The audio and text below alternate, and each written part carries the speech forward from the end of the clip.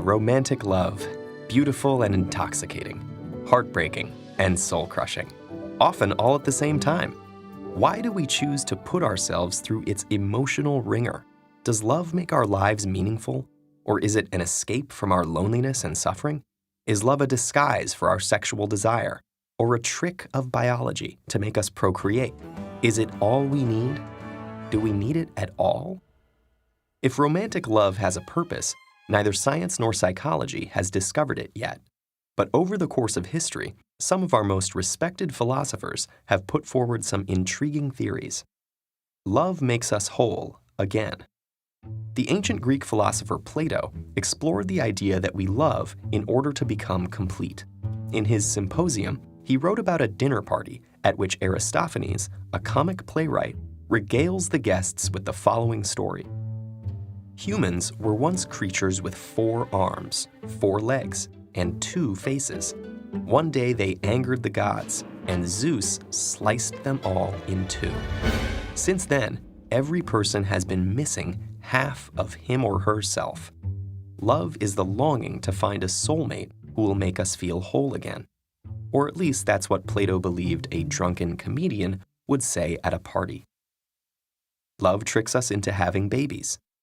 Much later, German philosopher Arthur Schopenhauer maintained that love, based in sexual desire, was a voluptuous illusion. He suggested that we love because our desires lead us to believe that another person will make us happy. But we are sorely mistaken. Nature is tricking us into procreating, and the loving fusion we seek is consummated in our children. When our sexual desires are satisfied, we are thrown back into our tormented existences, and we succeed only in maintaining the species and perpetuating the cycle of human drudgery. Sounds like somebody needs a hug. Love is escape from our loneliness. According to the Nobel Prize-winning British philosopher Bertrand Russell, we love in order to quench our physical and psychological desires. Humans are designed to procreate, but without the ecstasy of passionate love, sex is unsatisfying. Our fear of the cold, cruel world tempts us to build hard shells to protect and isolate ourselves. Love's delight, intimacy, and warmth helps us overcome our fear of the world, escape our lonely shells, and engage more abundantly in life. Love enriches our whole being, making it the best thing in life. Love is a misleading affliction. Siddhartha Gautama, who became known as the Buddha or the Enlightened One, probably would have had some interesting arguments with Russell. Buddha proposed that we love because we are trying to satisfy our base desires.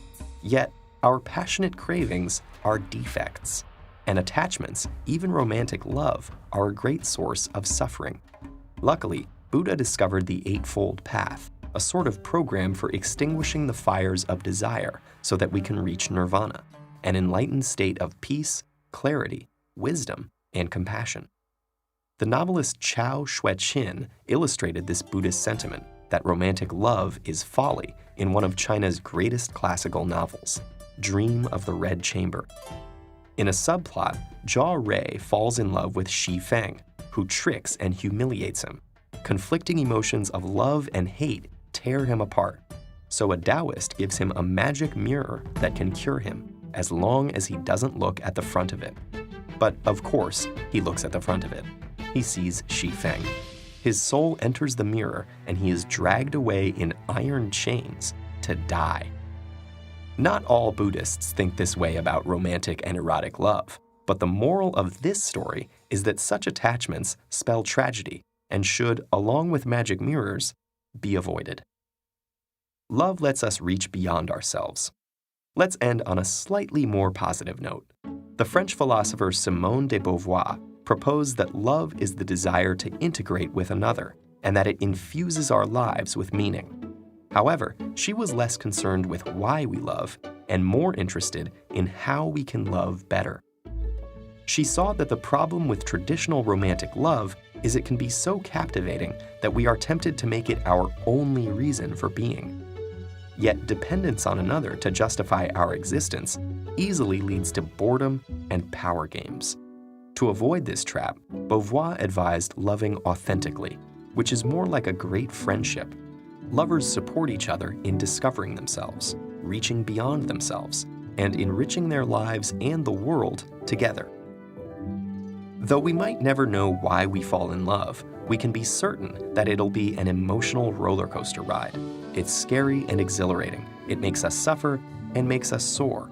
Maybe we lose ourselves. Maybe we find ourselves. It might be heartbreaking, or it might just be the best thing in life. Will you dare to find out?